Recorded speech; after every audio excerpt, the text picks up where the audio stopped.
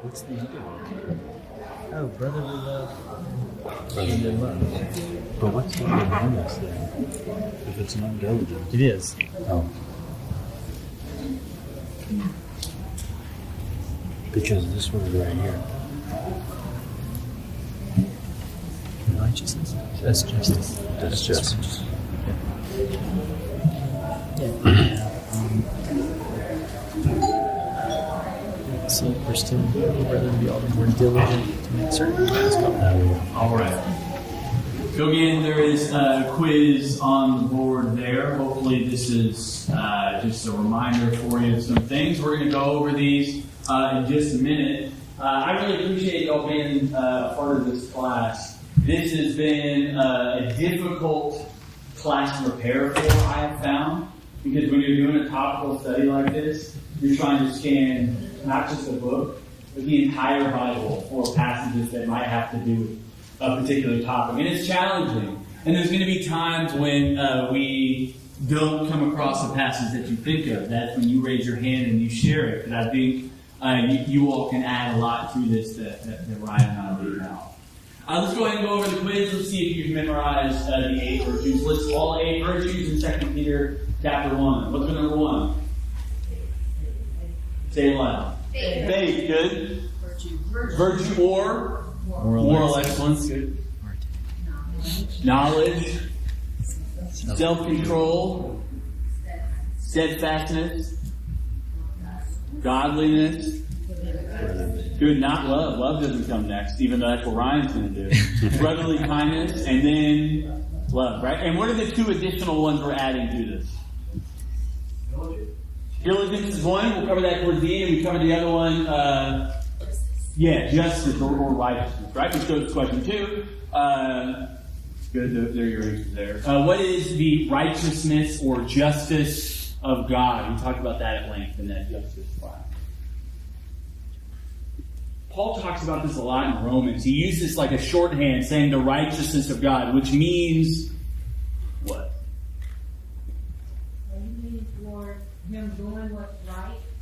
Who's him? God. Okay, God doing what's right. But what does God doing something right look like? It looks like the sacrifice of Jesus, the forgiveness of sins through Jesus' death on the cross. So whenever Paul is referring to this righteousness of God, the epitome of justice in God's eyes looks a whole lot like mercy for us, which is the forgiveness of sins through Jesus' sacrifice. All right, what does Hebrews 1 say about faith? I feel like we've memorized this, perhaps. Good, substance of things hoped for, evidence of things not seen. Now, what does that mean? It's eternal. Okay, it's eternal. Faith is eternal, right? That's good. What else? Substance means what? Foundation. Okay, it's like a foundation. It's like it's being held up, right? So, holding up hope, and what else? It serves as the evidence for what we can't see. Where there are things that we can't see, we don't have hard evidence for, faith kind of fills in that spot there. So faith holds up hope and stands in for the evidence for things we cannot see. List Bible characters who are considered to have moral excellence. Talk about this. Joshua, good. Joseph, good. Job, all the J's, right? Yeah. Jesus is good too. Daniel, yeah, there's a lot. And number 5, what should be paired with knowledge according to 1 Corinthians 8 and 1 Corinthians 13? Love, right? Good. Love is paired with knowledge. If we don't have love, what are we? Like a clanging cymbal. That clanging cymbal, right? This really annoying noise that just rings and rings and rings and really has no purpose and has no substance for it. Good. Today we're going to be talking about self-control. Again, one of these passages where you could go to a lot of different places to find answers to this question. Obviously, we're not going to cover each of them, but I think what we have tonight should give us a pretty good idea of self-control. Our goals for this class, just wanted to remind us, is coming from 2 Peter 1, right? Well, this whole passage is coming from 2 Peter 1. But the goal is, for if you practice these things, you will not fall. You will not stumble. If we practice these 8 virtues, but also justice and diligence. We will not stumble. We will not fall. And so that's our goal, is to have a better understanding of what these virtues mean. I really hope we haven't gotten in the way of that. And we've provided good understanding of the ones we've covered so far. And there's got to be a practical side. Again, knowledge is great if it is used and applied in a way that God intends. So it's better, we're hoping to better implement these things practically in our daily lives. So again, today we're talking about self-control. The goal, or part of our objectives for this class, is to list parts of self that we are supposed to control. From 2 Peter 2 specifically. We're going to be trying to identify the outcome for those who do practice self-control and those who don't. That kind of answers that why question. And then lastly, to list some solutions to a lack of self-control in Ephesians chapter 4. Now, this is an easy one for the what. That's really not. What does self-control mean? Don't overthink it. Temperance. I mean, that's good. That's good. I think we can get even simpler. Control yourself, right? Yeah, good. That's all we're looking for. Self-control simply means to control one's self. And anytime you add one into a definition, it sounds more official. But what I want to do is look more at what part of self are we to control? What does it actually look like to practice self-control? This comes from 2 Peter chapter 2, and I've kind of diced up different pieces here of 2 Peter 2. Now, I've asked Taylor to read this for us. As he's reading what's on the screen, I want you to be thinking about what are these people, or in what ways are these people not showing self-control? Where is there a lack of self-control? So as Taylor's reading that, be thinking about where is there a lack of self-control. I'm going to ask that question once he's done. Go ahead and read. But false prophets also arose among the people, just as there were also be false prophet teachers among you, who will secretly introduce destructive heresies, even denying the master who bought them, bringing swift destruction upon themselves. Many will follow their sensuality, and because of them, the way of the truth will be maligned. And in their greed, they will exploit you with false words, and their destruction is not asleep. And these, like unreasoning animals born as creatures of instinct, be captured and killed, revealing where they have no knowledge, will in the destruction, those creatures will also be destroyed. Suffering wrong is the wages of doing wrong. They count it pleasure to revel in the daytime. They are stains and blemishes, revealing in their deceptions, and they crowd with you, having eyes full of adultery that never cease from sin, enticing unstable souls, having a heart trained in greed, accursed children. These are springs without water, and mist driven by a storm, for whom the black darkness has been reserved. For speaking out arrogant words of vanity, they entice by fleshly desires, by sensuality, those who barely escaped from the ones who live in error, promising them freedom while they themselves are slaves of corruption. For by what a man is overcome, by this he is enslaved. All right, where do you see a lack of self-control? Pretty much everywhere. Oh, sure. That's the easy answer. Can you point to like specific phrases, maybe? At the very end, where it says about what a man is overcome. Yeah, so he is overcome by something. Self-control requires strength, and these are the items that we overcome that shows weakness. Self-control implies that you are overcoming something else, not being overcome yourself, right? Yeah, good. That's good. What else? Following your sensuality. Yeah, following your sensuality, right? Yeah, there's if there is sensuality and you are falling to it, that is a desire that you have that you are relenting to, right? Good. What else? A heart that is trained in greed. A heart that's trained in greed. Yeah, a heart that is trained in greed. And they mentioned greed earlier. That greed is very, it's repeated several times in here. A heart that is trained in greed, though. That's an interesting phrase. Yeah, it's as if they have been brought up in this way. They've given into it so much, greed has trained them to act upon it. Mason? So this may not be what you're looking for, but verse 13 says that they suffer wrong as the wages of doing wrong. They are suffering the natural consequences of this behavior. It's lack of self-control. And that's certainly a key idea in Proverbs, right? Is that you act in certain ways, and the natural consequences just happen to you. So I don't know if that. Yeah, well, I mean, that's kind of getting to the why. Like, where there is a lack of self-control, you'll start feeling it in some ways, and there'll be suffering that comes as a result. So I'm jumping ahead. Sorry about that. No, that's fine. That's going to be a part of this. Yeah, go ahead, Ethan. Says they're creatures of instinct. Verse 13. Now it's on. Or 12. Sorry, say it again. Creatures of instinct. Yeah, okay, good. Creatures of instinct. Sorry, creatures of instinct. Yeah, all right, so there is something there that is instinctual, and they are creatures of it. There's also that phrase, unreasoning animals, right? Like, animals react on instinct, right? Well, if something is instinctual, isn't that a good thing?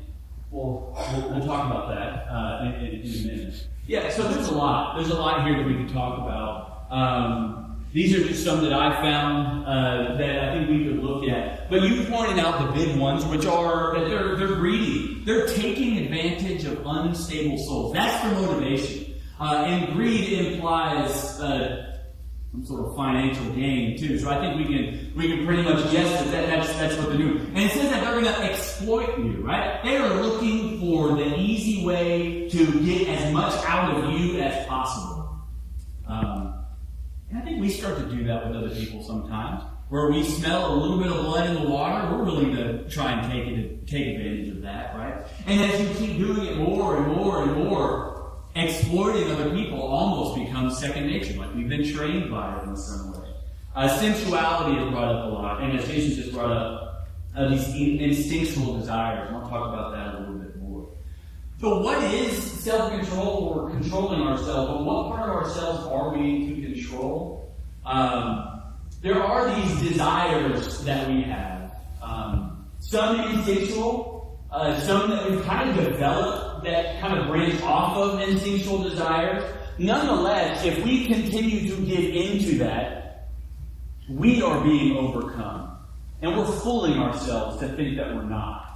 And that's just something that's going to happen. Let's look at the why self-control. I want to take a look at a passage in Mark chapter 5. Mark chapter 5 talks about this demonic man. Taylor, if you could read verses 3 through 5. No one was able to find him anymore, even with a chain, because he had often been bound with shackles and chains, and the chains had been torn apart by him, and the shackles broken in pieces. And no one was strong enough to subdue him. Constantly, night and day, he was screaming among the tombs and in the mountains, and gashing himself with sinners.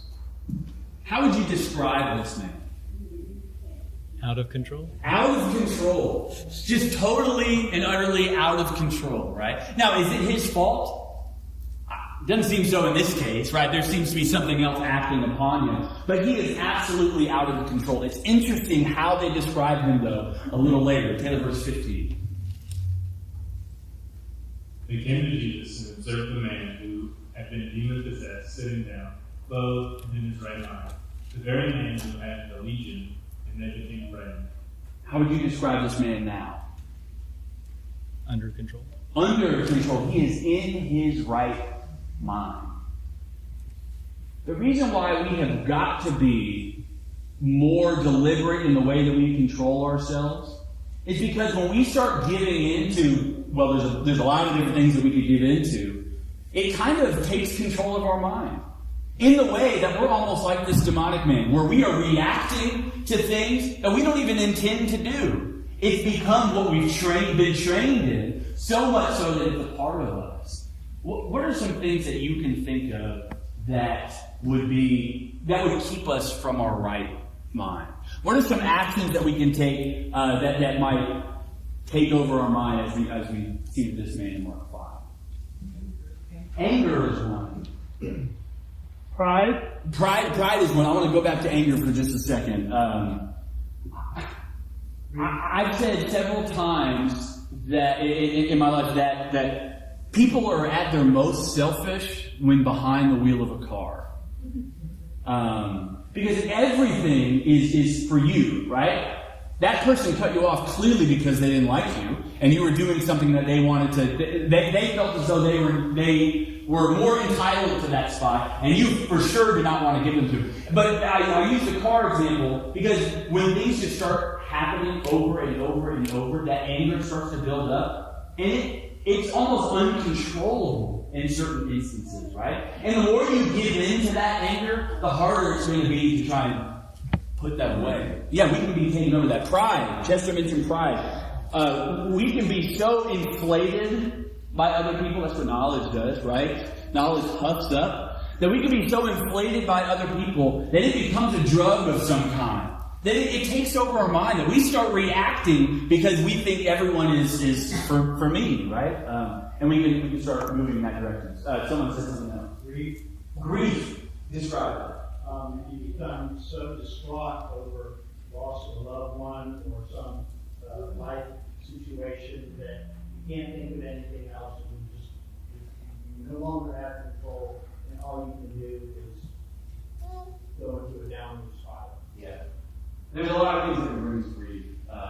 Perhaps one that jumps to our minds most would be the loss of a loved one.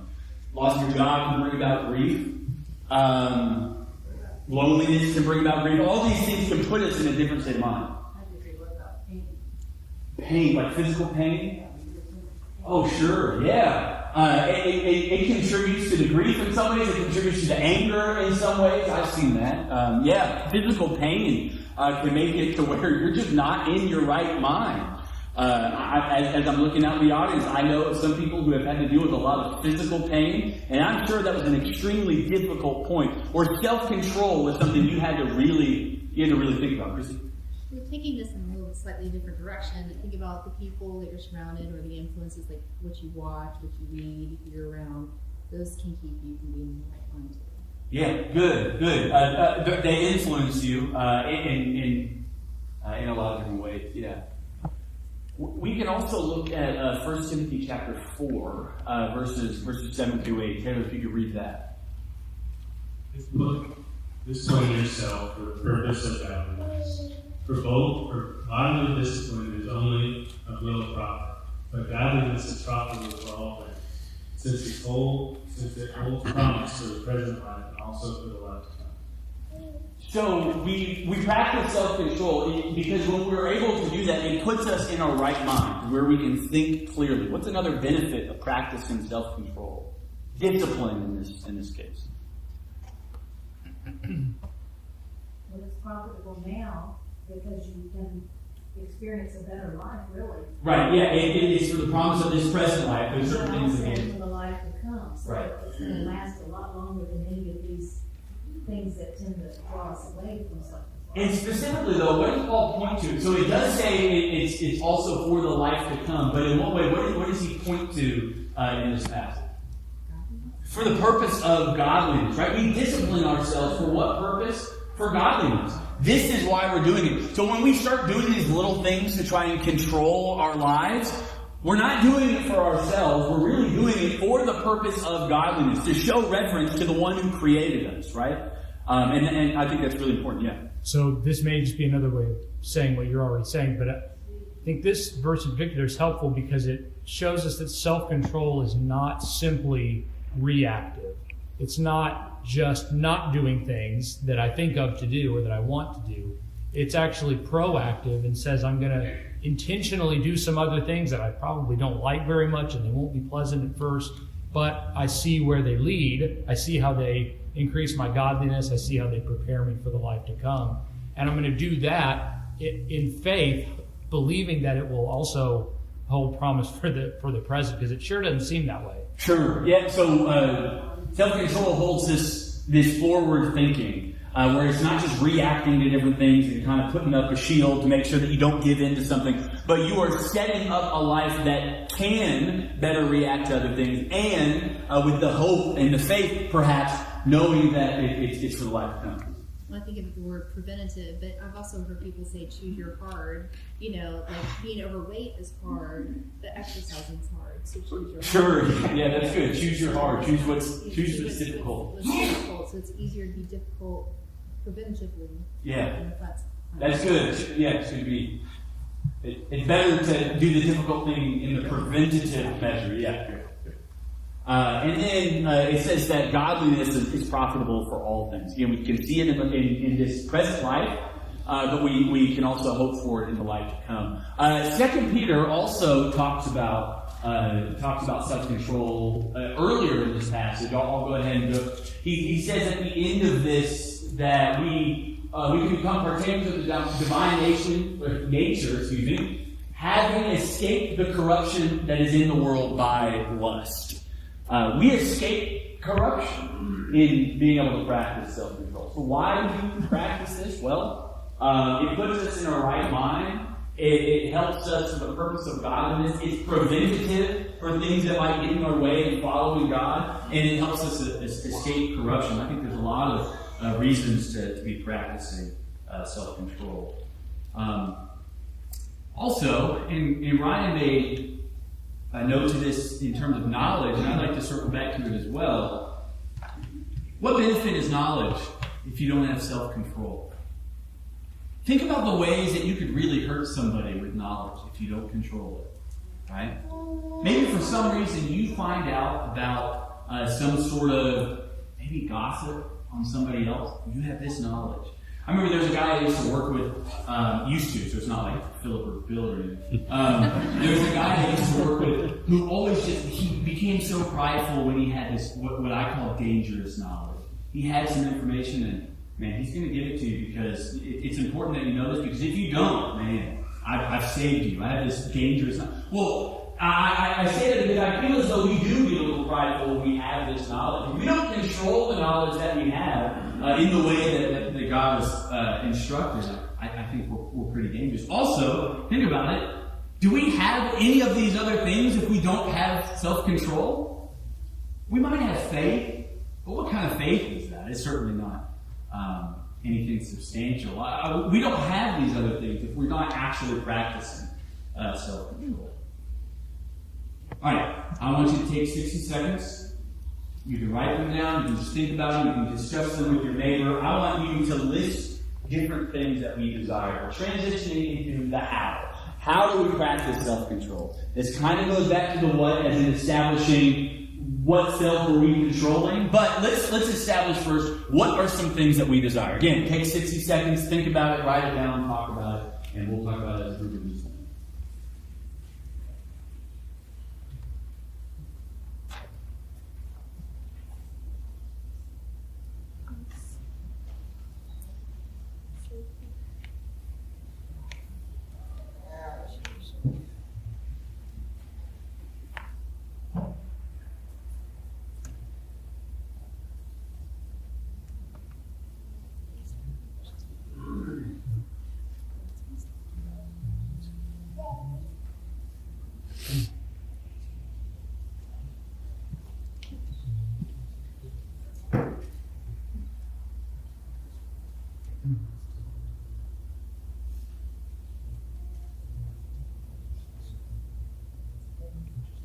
What are some things we desire? We just shout them out. Security. Good. Yeah. What else? Health. Good health, right? Respect from others. Yep. Companionship. Yeah. Good. Peace. Yeah. Love and to be loved. Love and to be loved. Yeah, I love that. Yeah, good. Someone said something else? Convenience, yeah. We really want things to be convenient. That's good. I like that. Yeah, what else? Yes? Okay, so salvation. Yeah, I think absolutely. Security and salvation for other people, for yourself. Yeah, that's really good. So this is a list that I got from somebody else. I have my source there at the bottom. There's a lot of different things that we desire. The things that you said kind of filter into this list. Look over that list. I want to ask, is there anything sinful in this list? Vengeance. That's the one that jumped out to my mind, right? I'll disagree with that. But here's the thing.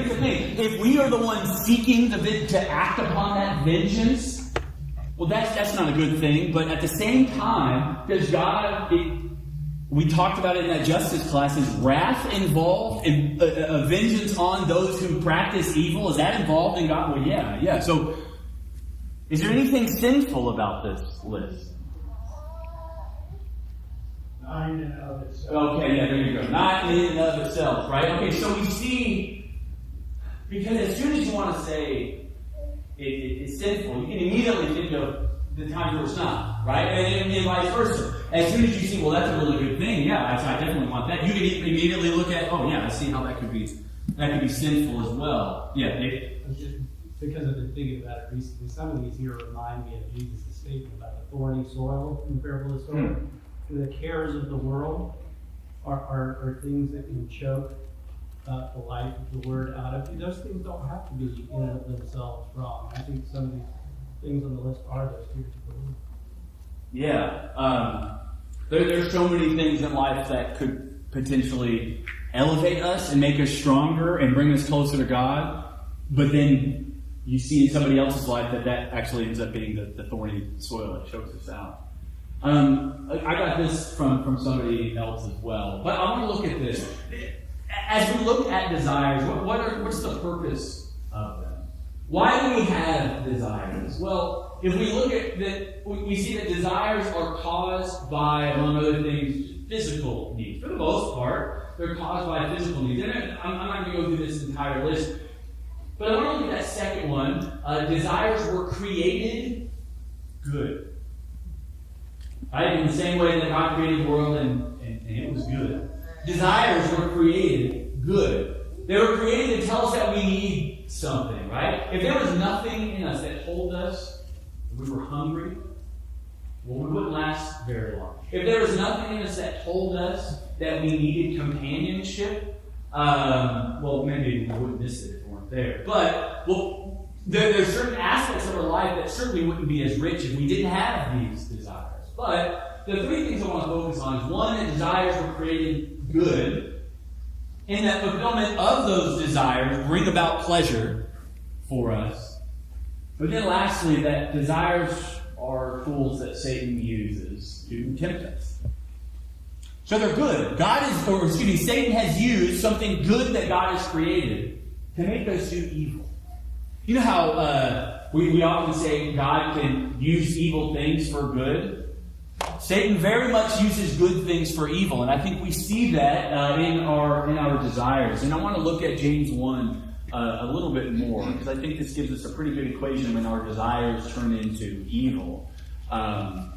Taylor, I don't see anyone. There you are. Go ahead and read James 1, verses 14 and 15.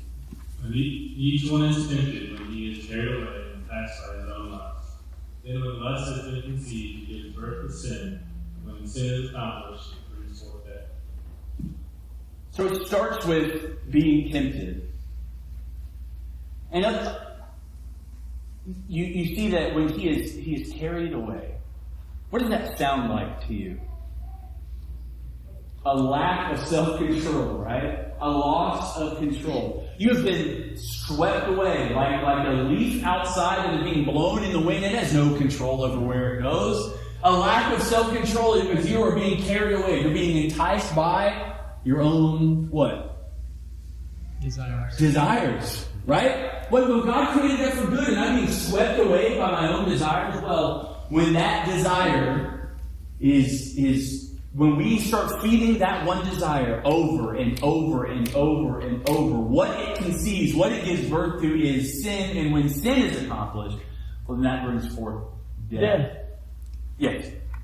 I was thinking about that verse along with this question about David and how he was tempted. And David seemed to have idle time at the time that he was tempted. And I think when we're carried away because we're not been secure in some other good activity and good work. And I think there's times where if we fill our time and fill our being with good works, that it's a lot harder to be tempted by things that are wrong. That's really good. So how to practice self-control. Stop being idle and fill it with other things. Yeah. So here's a little chart.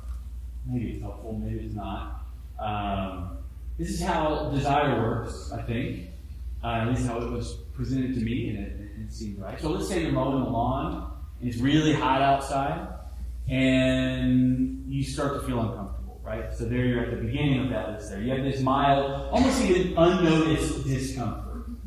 You notice it, though. It gets really hot. You start wiping the sweat off your brow, and now that one act has made you start thinking about, you know what, I need to pause for a second. I need to go get some water. That has become your desire. It has become to cool you off in some way, take a break, and then you'll go back. So you are now finished with that one strip that takes you closer to the house, and now you're close to the house. You have an opportunity to fulfill that desire. You drink the water. There's pleasure in drinking that water, and you feel good, and the desire goes back down. But you see there at the end, it slowly is going to creep back up, right? Desire is never completely fulfilled. It's always kind of ongoing. Well, let's substitute then James 1 on top of this.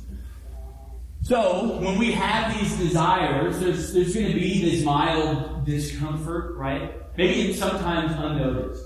I want you to think in your head like sinful desires that you could have. Maybe lust after a woman, or lust after a man, or anger that you could start giving into. And start thinking about those things. So, there's this discomfort that is around. And then that discomfort starts to grow, and some sort of opportunity is on the horizon. That temptation sinks in. Well, when that opportunity becomes closer, we are carried away from it. Our lack of self-control has led us to getting into that desire, which leads to sin, which strikes us down into death. But you can see there's an opportunity to become distracted from that desire. 1 Corinthians 10 verse 13. What's that say? There's always a way of escape.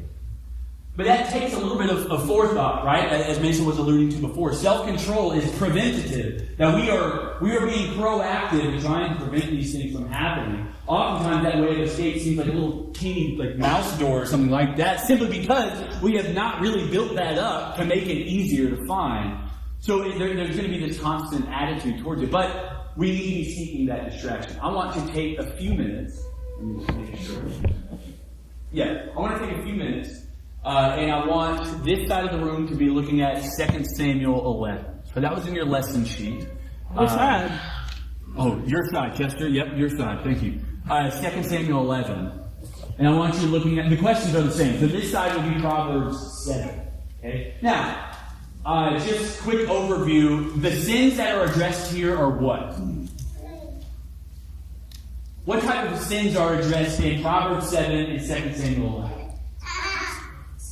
Sexual immorality, right? All right. So I don't think this is too much of a leap to say that every single man in here has struggled with sexual immorality to some degree and thinking about it in some way. Women maybe not as much, but I'm sure there are some. But you can substitute it with whatever you want, and I think the result is still going to be the same. But I want you thinking about at what point could David or the son, depending on the passage that you have, at what point did they have distracted themselves, or distracted their attention from their desire?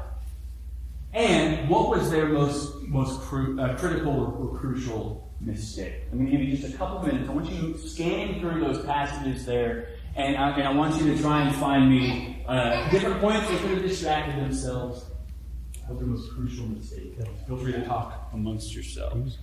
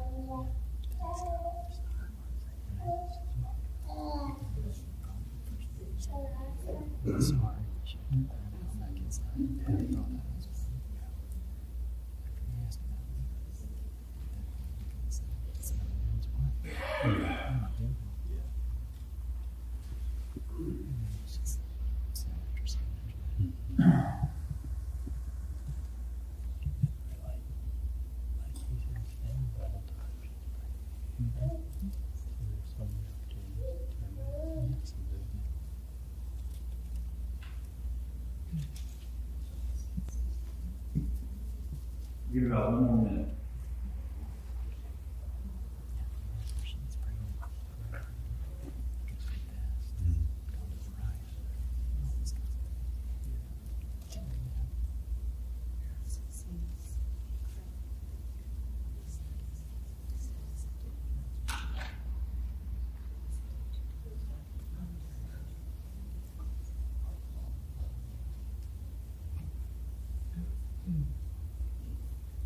All right, so in 2 Samuel 11, at what point did David have distracted his attention from his desire?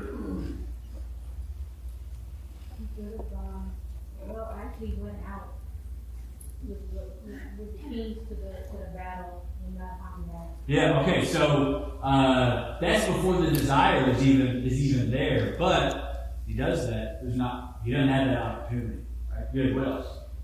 In my mind, when he asks, "Who is she?" Yeah. Which he's already in trouble at that point. But when he hears it's the wife of Uriah, one of your valiant warriors, right? That should have been a wake-up call to say, "What am I doing? I've got to get away from this. I've got to turn and go somewhere else. I've got to distract myself from this and put this thought out of my mind." Yeah, another question could have been, like, what are some actions, maybe proactive actions, like actions that David takes? He asks. Mm-hmm. He asks the question, who is that? Who is that over there? That is a step in that direction, right? But yeah, as soon as he got the answer, that should be just a slap in the face of, oh, yeah, all right, this is ridiculous. I gotta go somewhere else. Yeah, good. So he could have turned around and gone back in the house. Okay, he could have just gone back in the house, absolutely. Yeah. Okay. Oh, yeah. All right. Appreciate what you already have. Absolutely. I think so many times we are controlled by other things, and kind of the beginning of that is a lack of thankfulness, a lack of appreciation. I always go back to Romans 1, where that long list of sins begins with they weren't thankful, and they didn't appreciate God. That's really good. Yeah, Teresa. It did make me think about Eve and sin and temptation and all that in our life. Where with Eve, it was just a question: did God say? Or did God really say? And it was just a question. It wasn't Satan twisting her arm and they was into this physical battle and she gave in. But it made me think about the sin in my life, how something just started with a conversation. And with David, it was just looking at her. It was just something as small as just looking at her. And it took him into where he never thought he would go. And I think that goes back to the fact that desires that we have were created good. But Satan has used these little things in our life to pull us somewhere where we never intended to be. What was David's most crucial mistake, would you say? I think we've mentioned it already. He sent for her. What's that? He sent for her. Okay, he sent for her. Probably, had she not been the wife of Uriah, he probably could have married her. That was apparently acceptable. Right. But when he sent for her, even knowing that she was the wife of another man, he'd already made it. So I think I should have said from the beginning, there's a lot of mistakes that David makes in this, a lot of crucial ones. That's definitely one. What I had in mind, which is what Teresa brought up, he was where he should not have been. He was supposed to be somewhere else. And in verse 1, it says, "Then it happened in the spring at the time when the kings go out to battle." Where was David? David stayed at Jerusalem. So many times we are swept away, carried away by our own desires when we are placing ourselves in places we should never be. We should never have been there in the first place. What about Proverbs 7? What are some points of distraction?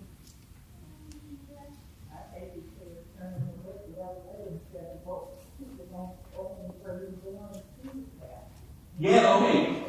Turn around. Go the other way. Yeah, that's good. Okay, the time of day is very important too, right? I'm understanding like one point that he should have realized that it should have averted his attention when he realized, oh, it's midnight. Like I can't do that. Yeah. Well. Yeah, okay. When you observe what the person is wearing, I would imagine it added to the distraction in the bad way, right? I think it would have added to the desire. Yeah, there's got to be like kind of like with David understanding like, oh, that's who this is. All right, I gotta. Once you see her, oh, that's what she's dressed like. Yeah, I gotta do something. What's the most crucial mistake that you make? Yeah. Again, taking that action towards her. Yeah. He's called devoid of understanding. Oh, sorry. So that, yes, to me, that is the most crucial part. A man devoid of understanding. And that shouldn't be the case because he's been instructed by his father. That's really good. Not the fact that he was devoid of understanding, but that kind of detail is crucial for us. Because what we want to point to is this punk kid, right? This young kid. That's the one who's taken advantage of. And it is. The fact that he is young is important, because I think young people struggle with this particular sin most of all. But I'm sure y'all can think of adults in your lives that you know, maybe indirectly, who have committed adultery, who were devoid of understanding. But knowledge is not the only thing that would prevent this person from committing this act. Because I'm sure you can think of pretty knowledgeable people who have done some pretty sinful things too. But that's certainly a point that needs to be brought up. And I think, like David, says that he took the path to her house. He took that path. We can't keep doing the same thing and expect different results. When you take that path to destruction, you will be destroyed. That's what happens. And I think we see this in 2 Samuel 11. I want to look at this. We have enough time to look at this, so I'm happy. Dustin, yeah, David, go ahead. I don't know if this was quoted because I didn't hear one comment, but the words of 5:8 hit that proximity real well. Chapter 5, verse 8 says, "Keep your way far from her and do not go near the door of her house." It's like don't even get up to the point where that begins. Right. What about proximity? Yeah, if you're thinking about a line and thinking how close you can get to cross it, you've crossed it. Yeah. As far as how to practice self-control, to me it starts with the little thing. I think it starts with being able to control your bedtime. I think it starts with being able to control your diet. I think it starts with being able to control your screen time. It starts with being able to control these small things. Because when you're asked to do something great, you're more prepared for it. If you find yourself constantly giving in to the same thing, even if it's your 8th cup of coffee by 3 o'clock in the afternoon, if you find yourself continuing to show a lack of control in a particular area, that is not producing for you a godliness that is profitable for now and for the days to come. You're not setting yourself up right. But even in building those habits, we're doing it for the purpose of godliness. That I am going to control the amount of time I spend on my phone, even though I'm doing it wholesomely, I'm not doing anything wrong. But I'm going to control that amount of time simply because I know that if I can overcome this, I am better prepared to overcome things that can really sweep me away and get into sin. And I think the other thing that we need to do is we need to substitute habits, as Patrice was talking about before. We need to substitute habits that lead to sin with habits that lead to godliness. And Ephesians 4 did a good job of doing this. We're not going to read all of this for sake of time. But what I love about Ephesians 4 is he lists out a bunch of things that you need to start doing differently. You need to lay aside falsehood. You need to stop being angry. It's certainly not to the point of sin. You need to stop stealing. You need to stop using these unwholesome words. You need to let all bitterness, wrath, anger, clamor, slander be put away from you. But then to say,